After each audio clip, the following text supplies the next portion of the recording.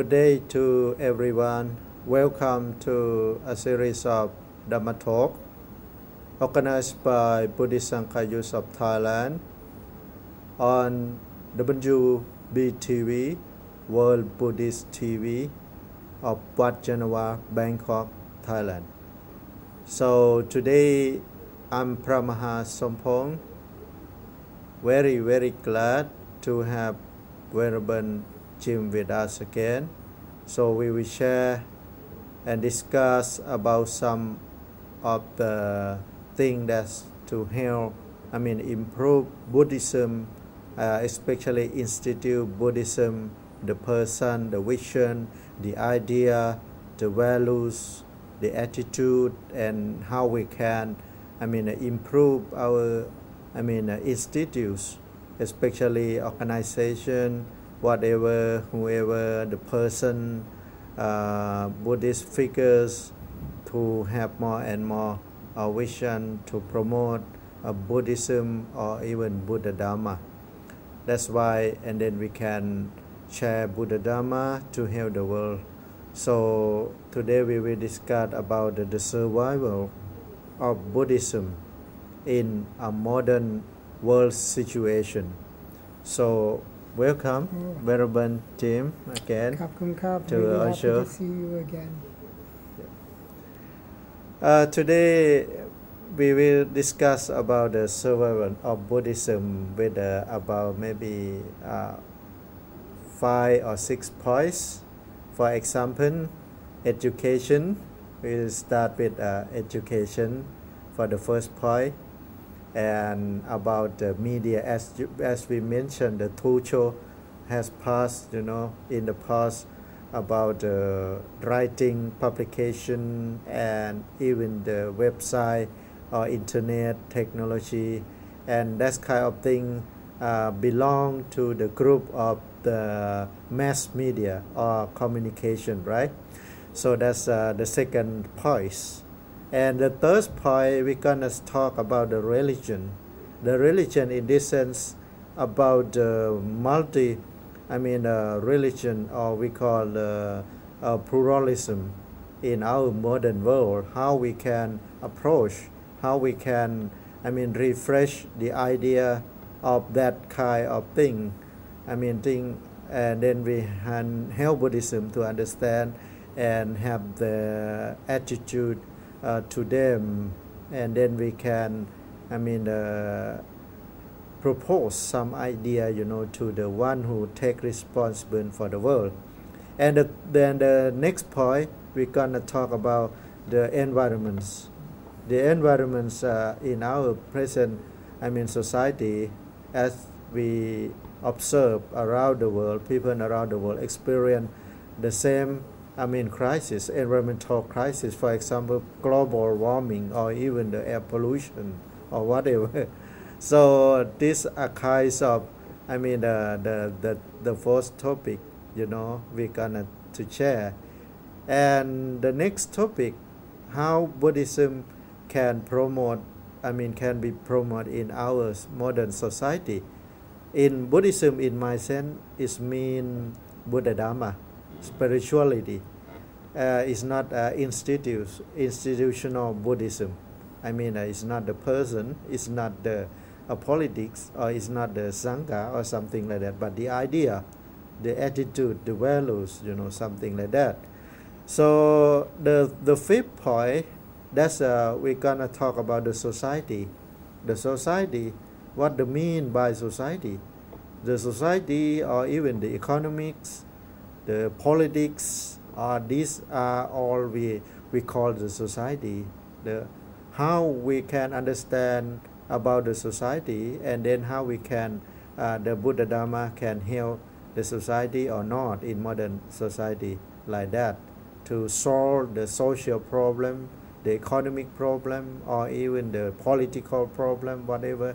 So that's we're gonna discuss in the fifth point. And the last thing, all of the points we discuss, or we will share or discuss, that's leading to the last one, or the last point. That's mean the peace or the happiness. the happiness or the peace, the freedom, whatever we call it, this a kind of this term, how we can approach, how we can attain that goal without the 4 or 5 points as I mentioned. So how Buddhism can, survive without these 3 points if we never discuss about 5 points and how we can, reach to the end.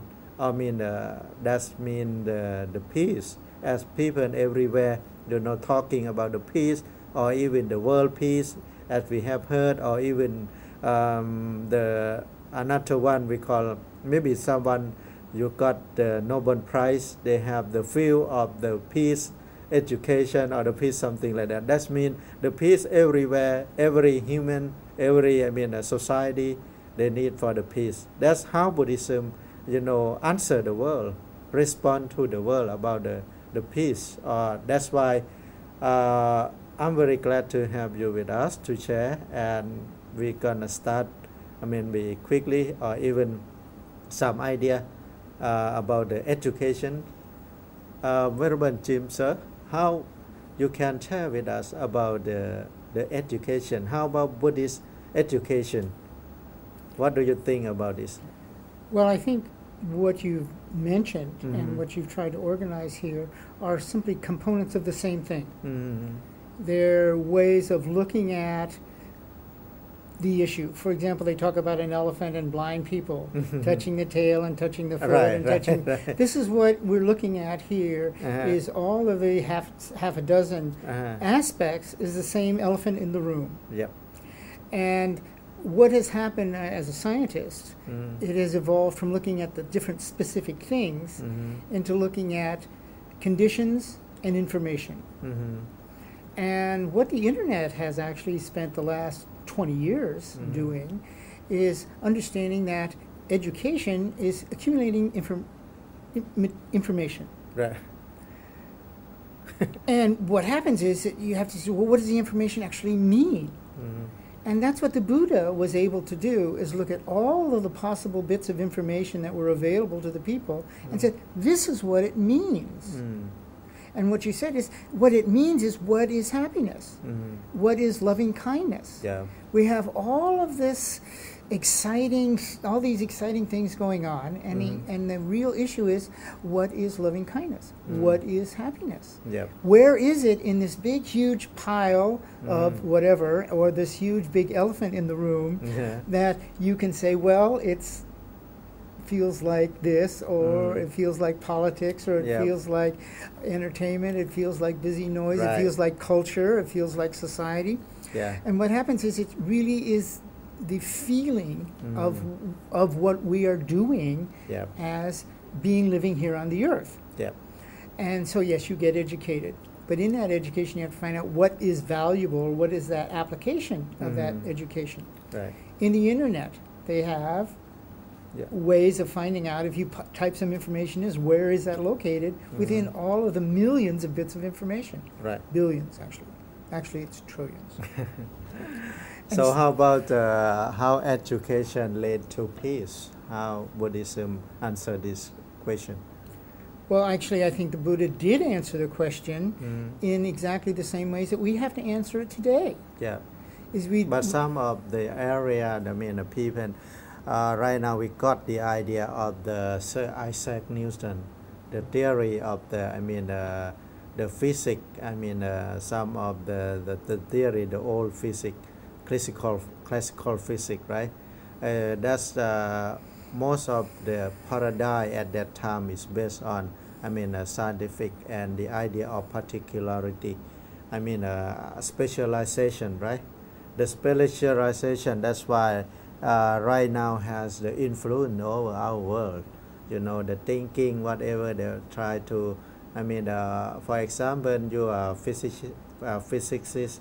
That means you only physicist, and then in your field you can break up into other branches, any branches, and specialists in that particular field. That's sometimes you more and more you specialize in whatever fields, and you lack the idea you lack, I mean, relationship with other field, for example, in other, I mean, a subject, something like that. That's why right now we have a lot of the expert, but the more and more we have the problem, something like that. Well, I think that's what you're saying, or that's what we're trying to organize here, is that all of these experts, all of these specific bits of information, what do they add up to? And wisdom or enlightenment or insight here is to look at all of this information from an educational point of view, from a social point of view, from a technical point of view, and say, all right, what is the virtue or what is the contribution that these conditions are making for me, so that I can understand what is happiness, what is loving kindness, how can I appreciate the contribution that you're making to me, you know, just as a Thai monk, and that you're not exclusive, we're not independent of one another, we are completely dependent on one another. Exactly. But that doesn't mean that we have to know everything everybody else knows. All we have to know is how does that what contribution does that make in my understanding of what is happiness and how I can better cultivate loving kindness in everyone. And that's what the Buddha actually was able to do in a very extraordinary way, is to cut through all of the conditions, all of the very specifics and all the things that are very distracting, and say, this is what is important for you, from all of the possible choices. And what he did was he enabled people, he actually gave them tools. He didn't say, you have to be this way. He said, here is a tool, it's called enlightenment. What will that do, or how will that help you in your life specifically? And in fact, that your enlightenment doesn't have to be my enlightenment, that your enlightenment contributes to everyone's enlightenment. And in how you perceive that as an outcome of your life experiences contributes to the overall education, the overall political awareness, the overall social conditions, and the overall conflicts, by saying, wait a minute, we don't have to have conflicts. We don't have to have these different, for example, all these different religions having issues. For example, the fundamentalists, as contrasted to the secular people. See, all right, how can you find the middle ground between these places? How can you bridge the gap between these places? That's what education helps you to do, to give you tools to work through the confusion, to get to the point of what is useful here for me now. And that is your responsibility, which we haven't talked about, is to say that, listen, you're given all of this internet, you're given all of these tools to work, that your responsibility is actually use the tools to figure out what you need to do. Certainly Buddha and the meditation helps people do that in a specific way. But it turns out that science, especially physics, has a couple of very basic questions it asks, given any bunch of information. He says, what does an answer look like? And when am I there? And finding out what an answer is actually finding out what is useful about any particular set or domain of information. For example, we're looking at maybe possible conflicts here in Thailand. It's very likely that these different conflicted groups are not going to be able to find ways of working together. It's very clear that something's going to have to happen here. Now, do you have a leader? Do you have someone who is able to stand up and say, all right, let us find the common ground that we can work together? And that's a huge responsibility here. And I think that there's people here seriously concerned about the issue, looking for guidance. And I think certainly many of the monks have been criticized for both participating and pointing out this issue and ignoring it at the same time. No matter what you do, you get criticized by one factor or another. It's how do you break through those criticisms and say, this is how this is what you're seeing to make a criticism like that. And it's what the Buddha had to do when he debated, and he had to address a number of different people with different levels of awareness. He said, how do I bridge the gap to help any of these people with their next step along the way to cooperation and love? Now, the responsibility is not necessarily to the person that's criticizing you. It's your responsibility to understand the criticism, address the criticism, and then say, all right, this is how we can better understand one another. I think that it's the monks here, not only the monks and the ministers and the priests around the world, it's their responsibility to say, all right, how can we do better? And one of the interesting comments here as far as conflict is concerned, there's a Chinese proverb that says, all talking eventually leads to silence. Yep. There's another one that says, all war eventually leads to talking. And so I think we might actually create a kind of a place that says, all war eventually leads to talking. So let's talk now and avoid the war. You know, what is so it? that's why some of the problem or some of the crisis, you know, summarize in short into two groups. One is conflicts, I mean, or the crisis, human crisis, that's made by man-made, I mean, man-made crisis. This is the first one. It's like, as you mentioned, about education, politics, even the economy or whatever society. But another thing is the environmental, I mean, a crisis. Another thing, even based on the human, but it's quite to separate, and we can see clearly about this. And as you mentioned, the link or interdependent between, I mean, issues, different issues, for example, education, communication, or internet you have mentioned, or even about the, we're gonna say the religion. Right now we have maybe conflicts as well. You know, how we can, I mean, overcome these conflicts, how we can overcome. I just want to divide and make clear to the normal people, you know, they can understand. But if we try to put some idea, the Buddhist idea, sometimes it's okay, sometimes they don't more, I mean, to understand, don't, I mean, appreciate so much. For example, education, something like that, how much we give, I mean, definition of education. Most of people, when they think of education, they think only the system education, right? But in Buddhism, it's a long life, I mean, education, or even we call it three: training, morality, concentration, and wisdom. Sila, Samadhi, and Panya. The three things, or even another, I mean, issues or another topic. For example, communication, or even technology communication. How we can, I mean, use as a tool to spread the Buddha Dhamma. Most of them in our modern world, technology is used only for the commercial purpose or business, whatever. But that's why sometimes lack the spirituality, lack the to make the society, I mean, peaceful or even in peace. But sometimes we still have conflict because of the benefits or something like that, or even the religion.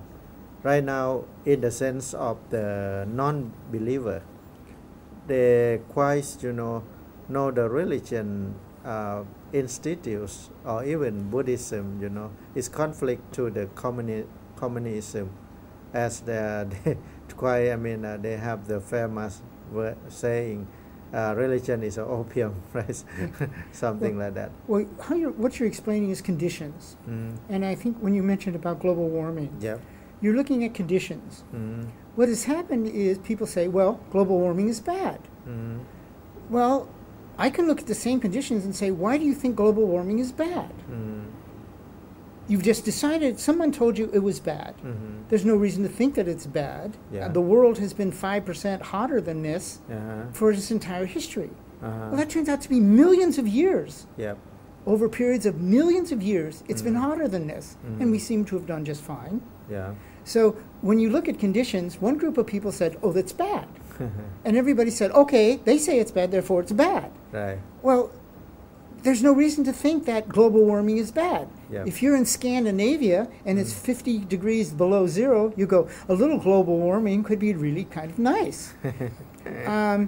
But in the Maldives, for the ministry or the cabinet, they have the meeting under the sea, Well, That's but mean the but whole it's city. not true. The sea level isn't rising. Uh-huh. I mean, for example, That's we just want the other people, to see the different session yeah. Well, about this. the conditions, people look at conditions, and one group of people says it's bad, we and the know other that. people says, we don't know whether it's good or bad. Uh-huh. And another group of people says, why have you decided that it is bad?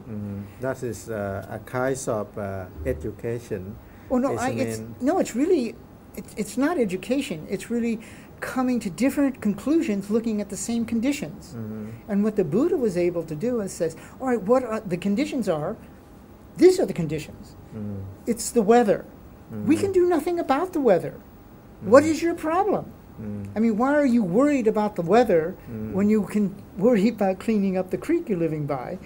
For this condition, we have the 24 condition in Abhidhamma higher. That's why many conditions. Yeah, if we talk about conditions, as you mentioned. So that's why I think it takes time, to discuss about this kind of things. And then I think it's so that's why in the end of the program, before we conclude, I would like you to summarize because we have the fixed time, Okay. only 1 minute. Okay. So please. I think it's important that from a Buddhist point of view, everybody, each of these conflicted people here, even in Thailand and in the world, are looking at the same conditions. The conditions don't change, they don't vary. You have different attitudes about the same conditions. Right. And I think it's important for at least someone to stand up and say, all right, each of us can have different points of view about the same conditions, but they're Yeah. the same conditions. Right. And to appreciate the fact that they're only different points of view, and that you can change your points of view, or you can point out the differences, or you can Yep. point out the similarities. Yeah.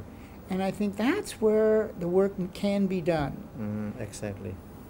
That's why in Buddha saying, they said we should have the same, principle. We have the same principle or whatever on the principle, the goal on the principle, but for the detail, detail item, in detail, we can have the different points of view, to help us to the same goal, that is the peace, as the Buddha said in Pali word is Nati Santi Parang Sukhang.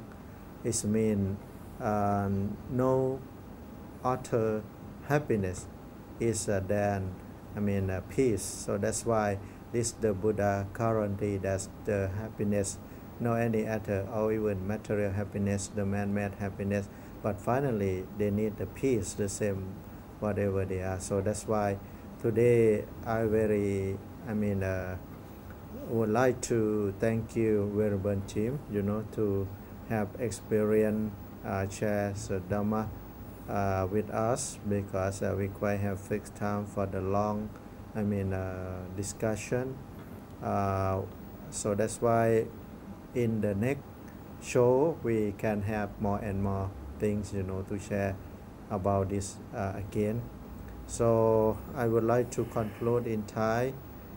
หลังจากที่อาตมาภาพได้สนทนากับจิมในเรื่องที่ผ่านมาก็จะเป็นเรื่องของการแก้ปัญหาโลกที่จะนำไปสู่สันติภาพพุทธศาสนาจะช่วยได้ยังไงอาจารย์จิมก็ได้พูดในเรื่องของเงื่อนไขซึ่งแต่คนก็มีเงื่อนไขเราต้องให้ความเคารพเงื่อนไขก็คือ conditions ที่แตกต่างกันแล้วเราจะมี condition ตรงนี้แล้วเราจะให้เคารพ condition ได้ยังไงหลักการทางพุทธศาสนานั้นก็ต้องมีทิฏฐิสามัญญตาก็คือความ เสมอกันด้วยความเห็นในที่นี้ก็คือความเห็นในเรื่องหลักการร่วมกัน แต่ว่ารายละเอียดนี้อาจจะแตกต่างกันเพื่อที่จะนำไปสู่หลักการเหมือนกัน ดังนั้นญาติโยมที่กำลังรับชมรายการก็ให้ญาติโยมได้นำประเด็นที่เราได้สนทนากันโดยเฉพาะในเรื่องของการศึกษาในเรื่องของสื่อสิ่งพิมพ์หรือว่าการสื่อสารในเรื่องของศาสนาหรือ religion หรือแม้กระทั่งในเรื่องของสังคมในเรื่องสิ่งแวดล้อมซึ่งยังไม่ได้สนทนารายละเอียดมากนักก็สามารถที่จะเข้าใจแล้วเราจะมีทัศนคติในเชิงพุทธศาสนายังไงเพื่อที่จะนำไปสู่สันติภาพด้วยกันนะดังที่กล่าวแล้วว่าพุทธศาสนาเน้นในเรื่องของเหตุปัจจัยนะไม่ใช่มีเพียงแค่เหตุเดียวคำว่าเหตุในที่นี้นี่หมายถึงเหตุด้วยปัจจัยด้วยเหตุก็คือเหตุหลักเหตุรองก็คือที่เป็นปัจจัยในปัฏฐานมี24ในปฏิจจสมุปบาทหรือปฏิจจสมุปบาทมี12ดังนั้นเราก็สามารถที่จะเข้าใจและศึกษาเพิ่มเติมได้ก็ขอขอบคุณที่รับชมรายการนะฮะอาตมาก็จะให้ดูหนังสืออย่างเร็วๆนะฮะของศูนย์เจริญพรโอเค for the books by our center so I think it's some of the one who take interest please so there's a kind of book so many book right now we're gonna produce more and more book in the future for the dissemination of Buddha Dhamma so in the end of our program thank you very much for your viewing thank you Venerable Jim to see you again yep and I'm Pramaha Sompong Santachito as a moderator I feel very happy to do this kind of show to share the Buddha Dhamma with you. Any question you would like to share, please welcome. We will be happy to accept and to learn from you. And see you same time, same place. Until then, thank you. Thank you.